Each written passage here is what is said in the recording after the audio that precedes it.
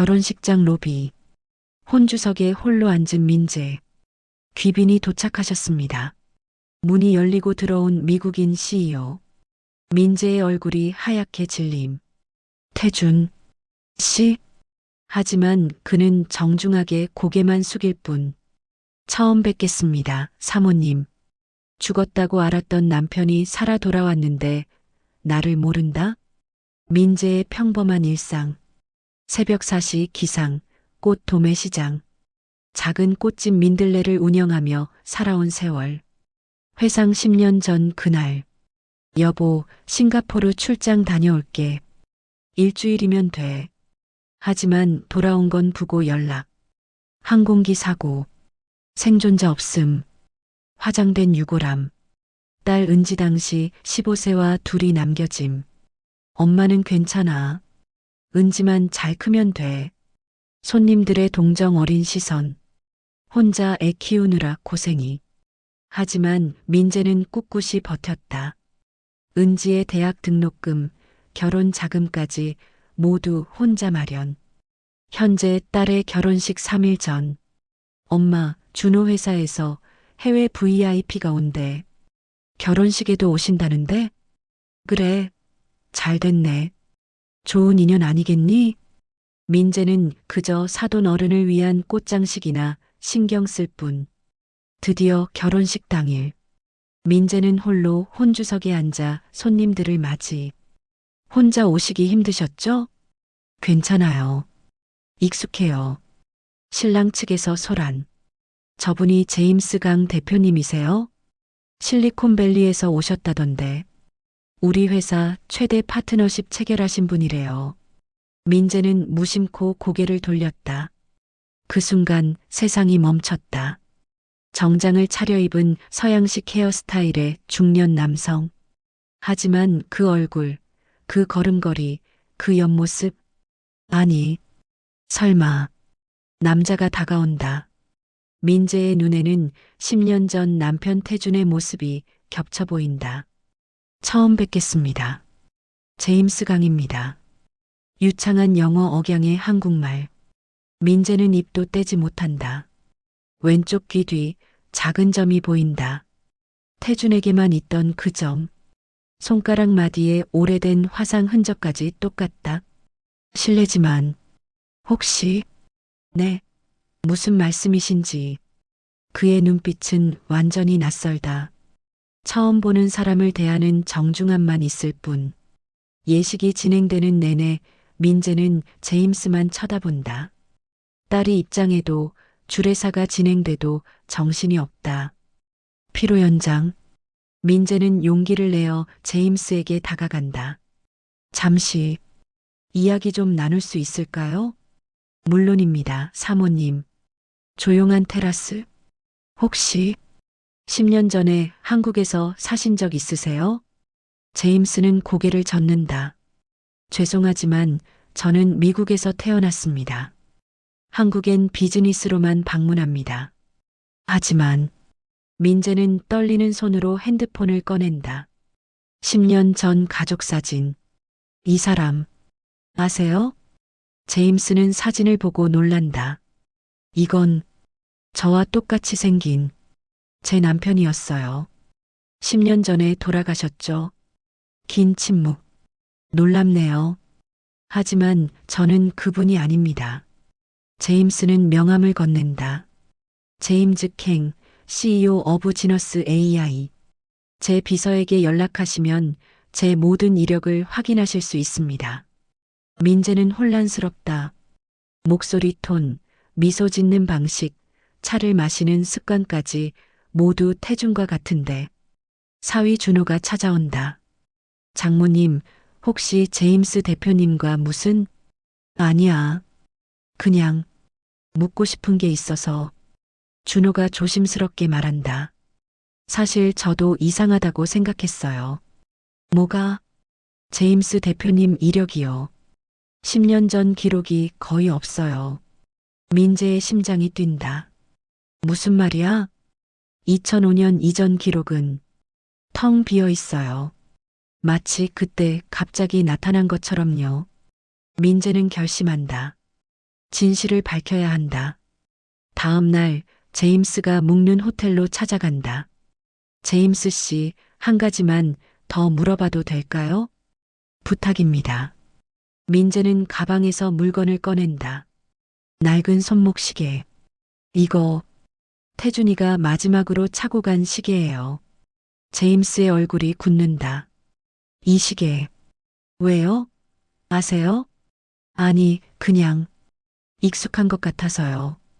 민재는 한 발 더 다가간다. 당신 왼쪽 손목에 흉터 있죠? 어떻게? 태준이도 똑같은 곳에 흉터가 있었어요. 이 시계를 고치다가 다쳤거든요. 제임스는 크게 동요한다. 저는 사실 그는 깊은 숨을 쉰다. 10년 전 일을 기억하지 못합니다. 민재의 눈이 커진다. 뭐라고요? 2005년 저는 샌프란시스코 병원에서 깨어났습니다.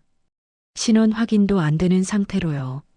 절 구해준 사람은 지금 제 멘토이신 데이비드 첸 회장님이었죠. 제임스는 계속 말한다. 기억이 전혀 없었어요. 이름도 어디서 왔는지도 병원 기록에는 잔도 신원 미상으로만 기록됐죠. 첸 회장님이 저에게 새 이름을 주셨어요. 제임스 강. 그럼 당신이 정말 민재의 목소리가 떨린다. 확신할 순 없습니다. 하지만 제임스는 손목시계를 만진다. 이 시계를 보니 뭔가 느낌이 와요. 꿈에서 봤던 것 같기도 하고 민재는 눈물을 참는다. 당신이에요. 제 남편 강태준. 10년 동안 당신이 죽은 줄 알았어요. 증명할 방법이 있을까요? 제임스가 진지하게 묻는다. 있어요. 민재는 결심한 표정이다. 당신 몸에 있는 표시들, 습관들, 그리고 DNA 검사. 일주일 후 DNA 검사 결과가 나왔다. 은지도 함께 병원에 왔다. 어머니, 정말 아버지일까요? 곧 알게 될 거야. 의사가 서류를 들고 나온다. 검사 결과 나왔습니다. 부녀관계 확률 99.99%입니다. 은지가 손으로 입을 막는다.